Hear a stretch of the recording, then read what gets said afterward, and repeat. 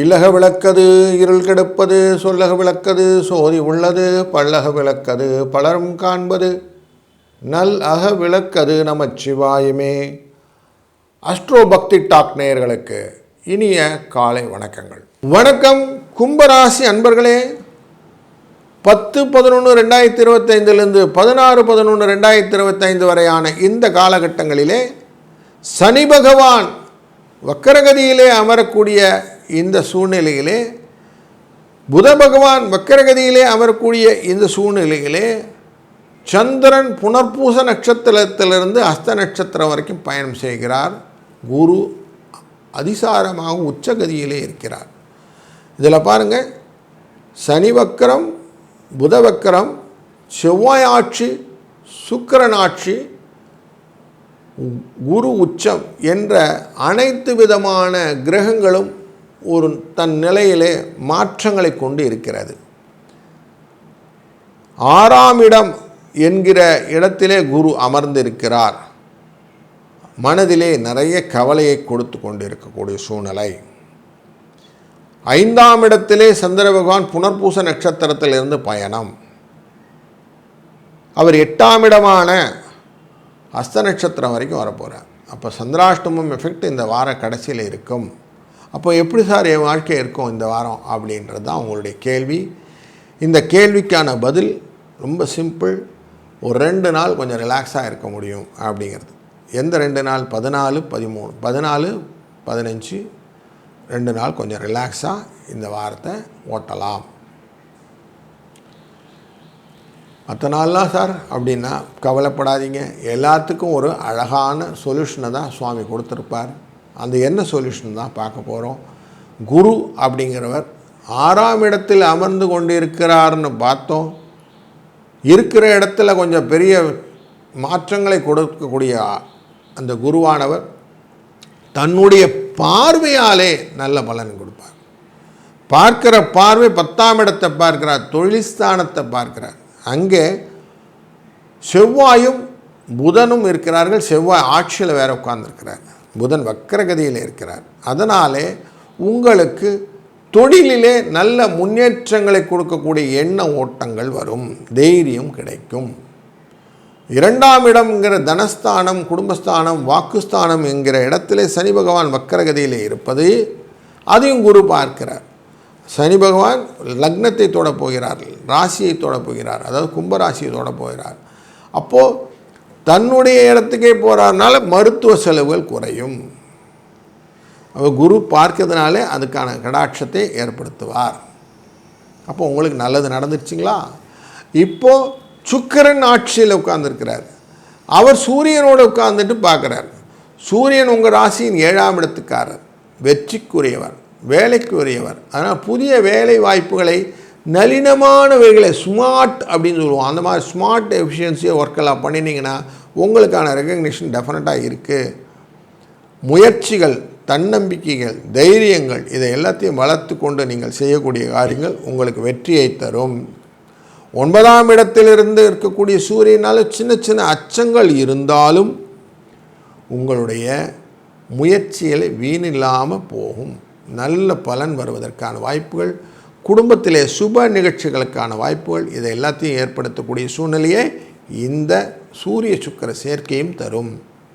இது ஒரு யோகத்தை தருவதனாலும் இந்த வாரத்திலே புதன் அஷ்டமி என்கிற புதாஷ்டமி 12 நவம்பர் அன்றைக்கி இருக்கிறதுல புதனை வர்ஷிப் பண்ணுறது எப்படி முக்கியம் அப்படின்னாக்கா, வக்கரகதியில் இருக்கக்கூடிய புதன் தான் உங்களுக்கு புத்திஸ்தாலித்தனத்தை தரக்கூடியவர், அஷ்டமத்துக்குரியவர். அதனாலே புத அஷ்டமி கவலைகளையும் கடன்களையும் எதிரிகளை விட்டு விலகுவதற்கும் வழிகளை கொடுக்கும்.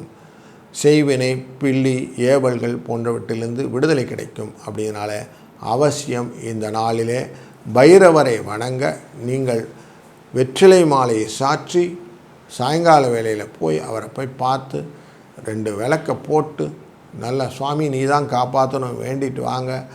உங்களுக்கான காலங்கள் டெஃபினட்டாக நல்லபடியாக பிறப்பதற்கு இந்த கால பைரவ அஷ்டமி உதவி செய்யும். இந்த பரிகாரம் உங்களை நல்லபடியாக மாற்றி கொடுக்கும். நல்லது நடக்கும், நல்லதே நடக்கட்டும். வாழ்க வளத்துடன். வணக்கம்.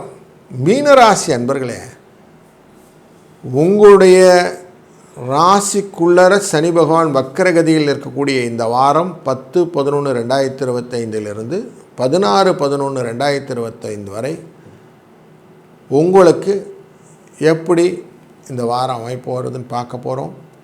சந்திர பகவான் புனர்பூசம் என்கிற மிதுன ராசியிலிருந்து அஸ்த நட்சத்திரம் என்ற 7ஆம் இடமான கன்னிராசி வரைக்கும் பயணம் செய்ய போகிறார். 4ஆம் இடத்திலிருந்து 7ஆம் இடம் அப்படின்னு சொல்லலாம். இந்த 4ஆம் இடத்தில் சந்திரன் இருந்தால் வியாதியை கொடுப்பார் அப்படின்னு சொல்லி உண்டு. மனதிலே அதிகமான போராட்டங்கள் உண்டாகும். மண்மனை வாகன யோகங்களிலே சில பிரட்டங்கள் வருவதற்கான வாய்ப்புகளும் உண்டாகும் அப்படின்னு சொல்லுவோம். அதனால் கொஞ்சம் அந்த விஷயங்களை எச்சரிக்கையாக இருக்கணும். 5ஆம் இடம் அப்படிங்கிற இடத்துல குழந்தைகள் ஸ்தானம் மட்டுமில்லை, யூகங்கள், யூக வணிகங்கள், ஆசைகள் போன்ற யுக்திகள் போன்ற விஷயங்கள் எல்லாம் இருக்கக்கூடிய இந்த இடத்துல குரு அமர்ந்திருக்கிறார். உங்கள் ராசிநாதன் அவருடன் சேர்ந்து அமர்வதனாலே சில லாபங்களை பெறக்கூடிய யோகங்களையும் இந்த குரு சந்திர யோகம் பெற்றுத்தரும். 6ஆம் இடம் என்கிற இடத்துல கேது அமர்ந்ததினாலே லாபம் உண்டு, லக்ஷ்மி கடாட்சம் உண்டு. அவருடன் சந்திரன் அமர்வதனாலே கொடுத்த பணம் திரும்பி வருவதற்கும் வம்பு வழக்குகளிலிருந்து உங்களுக்கு சாதகமான தீர்ப்பு வருவதற்கும் வாய்ப்புகள் உண்டு. சண்டைகளுக்கு முடிவு காணக்கூடிய ஒரு நல்ல காலகட்டங்கள் இந்த காலகட்டங்கள். 7ஆம் இடத்திலே அமர்ந்து அஸ்த நட்சத்திரத்திலே அமர்ந்து உங்கள் ராசியை பார்க்கக்கூடியதனால களத்திறன் மூலியமாக யோகங்களை பெறக்கூடிய வாரமாகவும் இந்த வாரம் இருக்கக்கூடியது. ஆனால் அஷ்டமத்திலே அமர்ந்திருக்கக்கூடிய சூரியன் உங்களுடைய ராசியின் 2ஆம் இடத்தை பார்ப்பதனாலே குடும்பத்திலே தேவையற்ற குழப்பங்களும் மனக்கவலைகளும் வருவதற்கு வாய்ப்புகள் இந்த வாரத்தில் தொடர்ந்து கொண்டிருக்கிறது அப்படிங்கிறது தெரிகிறது. சுக்கிரன் பார்க்கிறார் அப்படிங்கிறது 3ஆம் இடத்துக்குரிய சுக்கிரன் 3ஆம் இடத்தை பார்க்கக்கூடியது சனி பகவான் பார்க்கிறார். அதை சுக்கிரன் பார்க்கிறார் அப்படி மட்டுமில்லாமல் செவ்வாயும் 3ஆம் இடத்தை பார்க்கிறார் அப்படிங்கிறது தான் முக்கியமான விஷயம். உங்களுடைய ராசியின் 3ஆம் இடமானது ரிஷபராசி. இதை பார்ப்பது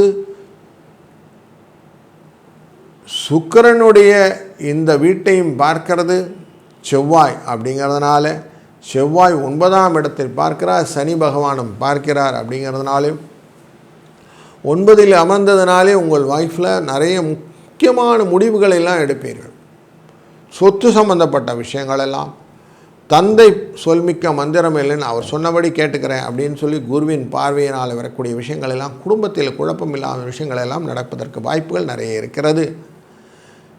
12ஆம் இடத்தில் இருக்கக்கூடிய ராகுவின் தன்மையினாலே வெற்றியில் வெளிநாட்டு சென்றால்தான் வெற்றி அப்படிங்கிற எண்ணங்கள் எல்லாம் கொடுக்கும்.